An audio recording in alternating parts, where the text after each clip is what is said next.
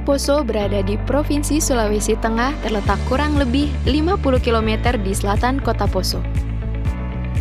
Danau ini merupakan danau purba yang memiliki tipe tektonik. Berada pada ketinggian 500 mdpl dengan luas kurang lebih 365.427 km persegi. Kedalaman mencapai 411,6 meter dan tingkat kesuburan rendah.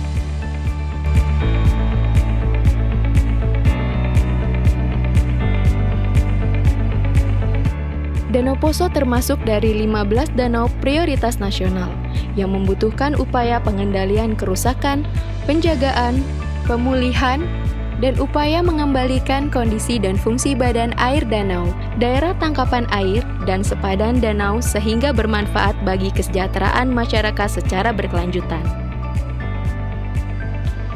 Daerah tangkapan air atau DTA Danau Poso mencapai luas 1.271 km persegi atau 127.710 hektar. Terdapat 91 sungai yang menjadi inlet Danau Poso, sedangkan outletnya adalah Sungai Poso mengalir sepanjang 52 km dan bermuara di Teluk Tomini. Kondisi Danau Poso pada saat ini masih dalam kondisi cukup alami dengan status mutu air oligotrofik. Danau Poso mempunyai fungsi yang sangat strategis antara lain sebagai sumber air baku bagi penduduk setempat, sumber air bagi pengairan pertanian di sekitar Danau Poso yang merupakan lumbung pangan nasional, sebagai sumber air bagi pembangkit listrik tenaga air dengan kapasitas 515 MW, penghasil ikan, terutama ikan sidat, mas, dan mujair. Danau Poso juga merupakan objek rekreasi untuk kegiatan pariwisata, yang mana saat ini Danau Poso tengah diajukan untuk menjadi Taman Geologi di bawah naungan UNESCO sebagai danau purba. Danau Poso mempunyai keanekaragaman hayati berupa spesies-spesies endemik purba. Salah satu ikan asli Danau Poso yang mempunyai nilai ekonomi tinggi adalah ikan sidat yang mempunyai potensi ekspor ke Jepang. Agar fungsi strategis Danau Poso dapat terjaga kelangsungannya, maka kelestarian Danau Poso harus dipertahankan. Namun pada saat ini pemanfaatan lahan di sepadan danau dan di daerah tangkapan air mulai memberi dampak terhadap kondisi perairan danau. Penurunan kualitas lingkungan juga terjadi di daerah tangkapan air Danau Poso. Karena tuntutan ekonomi masyarakat, kawasan hutan yang merupakan DTA Danau Poso marak dialih fungsikan menjadi kawasan perkebunan. Alih fungsi lahan ini menyebabkan timbulnya lahan-lahan kritis yang mengurangi kapasitas resapan air DTA dan juga menjadi sumber erosi yang berdampak terhadap pendangkalan Danau Poso. Dari data Balai Wilayah Sungai Sulawesi III, luas lahan kritis DTA Danau Poso telah berlipat 1.200% pada tahun 2020 bila dibandingkan data tahun 2008. Dengan dugaan sedimen dari das Danau Poso sebesar 2.156.012,12 ton per tahun dan dari data DTA Danau Poso sebesar 1.207.597,41 ton per tahun. Kondisi ini bila dibiarkan dapat berdampak terhadap pendangkalan Danau Poso.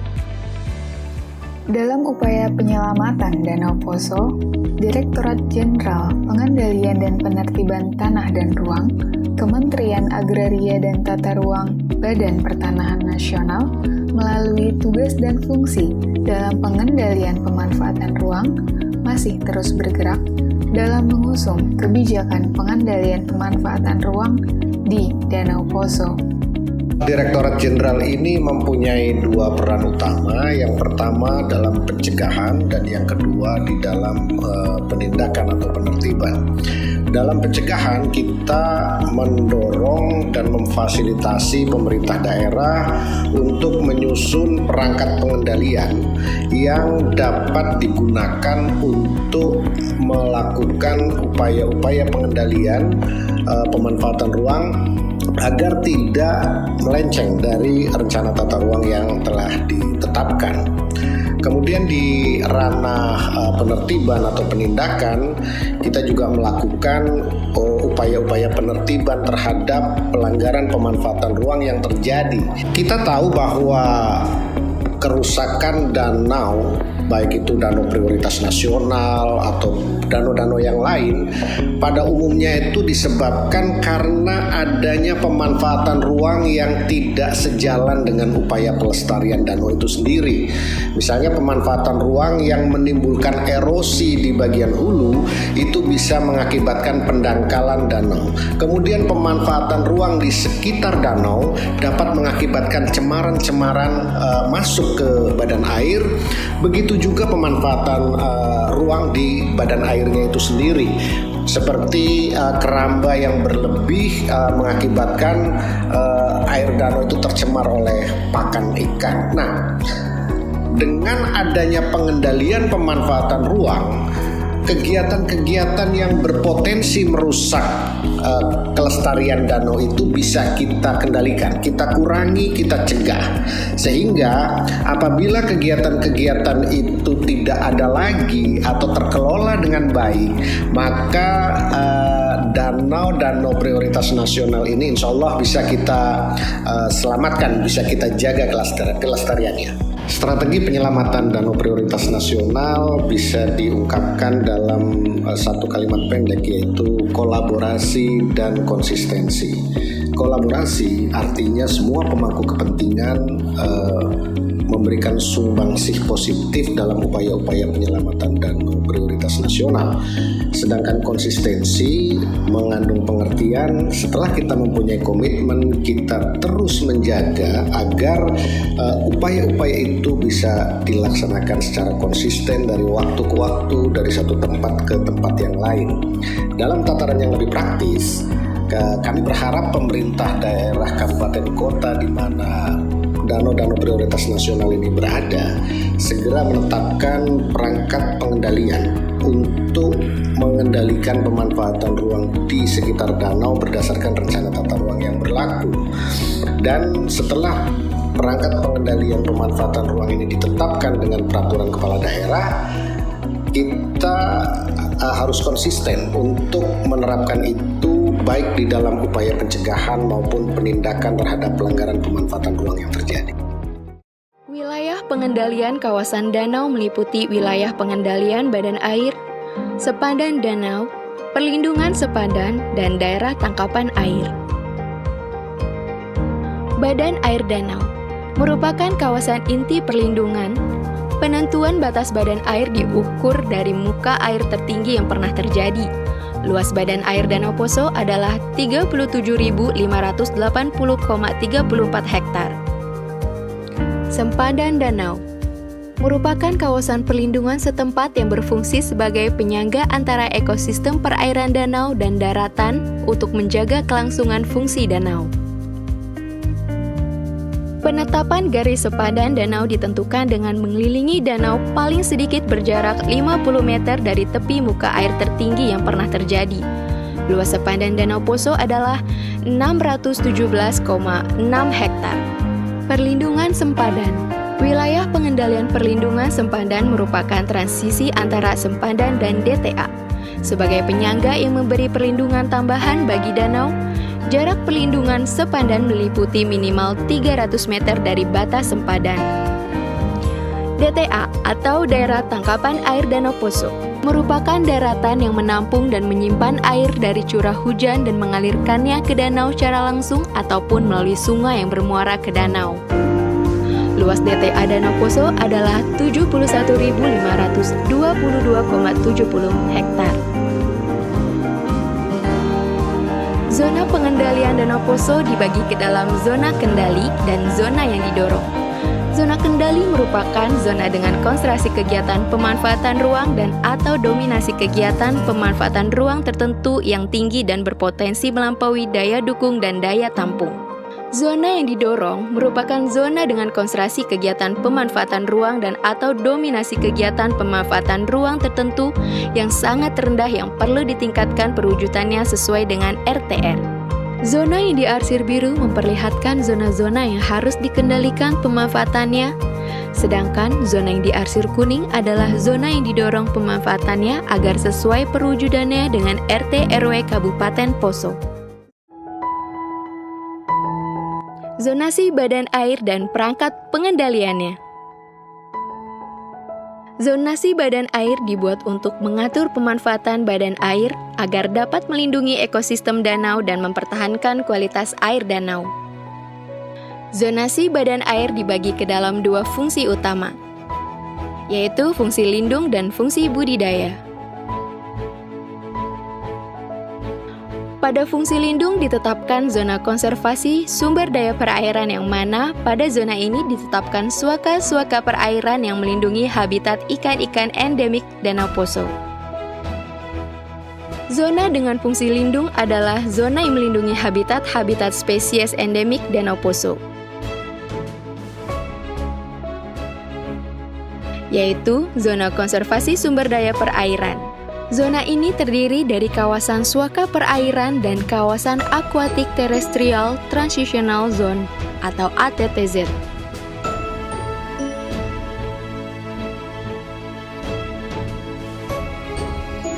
Suaka perikanan Babangkodina, suaka perikanan Omboa, suaka perikanan Tandoto Lambo Dulumai, suaka perikanan Tombea, suaka perikanan Watu 2,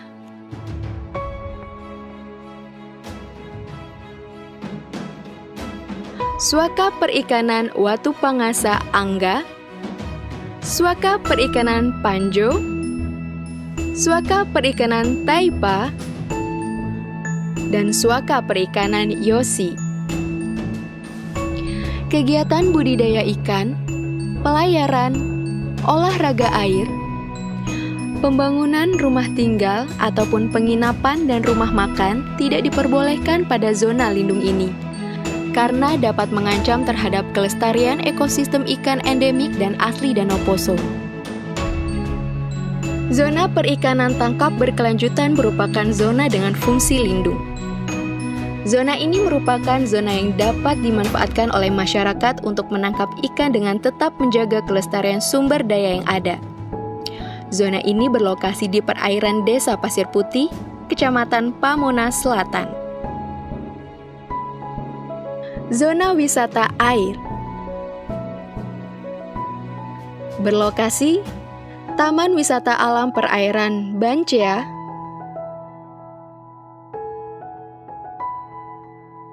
kawasan Siuri, Desa Toinasa, Kecamatan Pamona Utara, Desa Taipa, kawasan Pasir Putih, Desa Pendolo, Kecamatan Pamona Selatan. Zona pengendalian berikutnya setelah badan air adalah zona sepadan Danau Poso. Fungsi penetapan sepadan danau adalah untuk melindungi danau. Untuk melindungi danau, pembatasan kegiatan yang diperbolehkan dengan syarat penyertaan dokumen UPL atau UKL adalah kegiatan dan bangunan untuk penelitian dan pengembangan ilmu pengetahuan, prasarana pariwisata, olahraga, dan aktivitas budaya dan keagamaan. Sedangkan bangunan yang diperbolehkan didirikan di sepadan danau adalah bangunan prasarana sumber daya air, jalan akses, jembatan, dermaga, sarana dan prasarana sanitasi, prasarana pariwisata, olahraga, dan keagamaan, jalur pipa gas dan air minum, rentangan kabel listrik dan telekomunikasi, dan bangunan ketenagalistrikan. Larangan pada sepadan danau adalah membangun bangunan selain yang disebutkan di atas, mengubah letak tepi danau, membuang limbah, mengembala ternak, berkebun sawit, menutup akses danau, dan mengubah aliran air masuk dan keluar danau. Untuk bangunan yang diperboleh pada zona sepadan danau, diatur intensitas ruangnya agar memenuhi KDB maksimum sebesar 40%, KLB maksimum sebesar 0,4% atau satu lantai, KDH minimal 60%, RTH diharuskan minimum ada satu pohon tinggi dan rindang.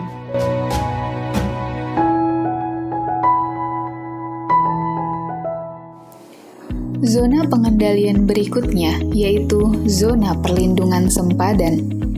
pada zona perlindungan sempadan Danau Poso diatur ketentuan kegiatan pemanfaatan ruang untuk kegiatan pariwisata, budaya, olahraga, pertanian dan perkebunan, permukiman, perdagangan dan jasa, keagamaan, pendidikan, dengan syarat aktivitas tidak mencemari sungai, serta kegiatan pemanfaatan ruang sesuai dengan rencana pola ruang, pengembangan perumahan, penginapan, hotel, dan resort wajib memiliki dokumen AMDAL atau UKL-UPL dan memiliki instalasi pengolahan lumpur tinja, serta wajib melakukan pengolahan air limbah domestik yang terintegrasi. Pada zona perlindungan sempadan Danau Poso, dilarang untuk melakukan pembuangan limbah langsung ke inlet sungai Danau Poso. Zona pengendalian berikutnya yaitu zona daerah tangkapan air. Pada zona daerah tangkapan air Danau Poso diatur ketentuan kegiatan pemanfaatan ruang untuk pariwisata, budaya, olahraga, pertanian dan perkebunan, permukiman, perdagangan dan jasa, keagamaan, dan pendidikan dengan syarat menyediakan ruang terbuka hijau sebagai resapan dan tampungan air hujan, menyediakan area resapan berupa biopori sesuai dengan rencana pola ruang, dan memiliki instalasi pengolahan lumpur tinja, dokumen AMDAL, dan atau UKL-UPL. Pada zona daerah tangkapan air Danau Poso, dilarang untuk mengubah kawasan peruntukan hutan, baik itu hutan lindung ataupun cagar alam, menjadi kawasan budidaya, serta dilarang untuk mengubah kawasan hutan rakyat menjadi kawasan terbangun. Untuk mewujudkan zona kendali dan zona yang didorong, ditetapkan pemberian insentif dan disinsentif pemanfaatan ruang sebagai upaya mewujudkan tata ruang agar dapat sesuai dengan rencana tata ruang.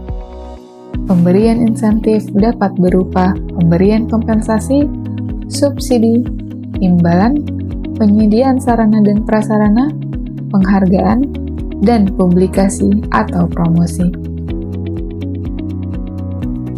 Sedangkan untuk pemberian disinsentif dapat berupa kewajiban memberi kompensasi atau imbalan, pembatasan penyediaan prasarana dan sarana, dan pemberian status tertentu. Terhadap pelanggaran pemanfaatan ruang, seperti tidak mentaati rencana tata ruang, tidak mematuhi ketentuan pemanfaatan ruang, dan menghalangi akses terhadap kawasan milik umum, yang terjadi setelah ditetapkan peraturan daerah tentang rencana tata ruang wilayah, akan diberikan sanksi administratif.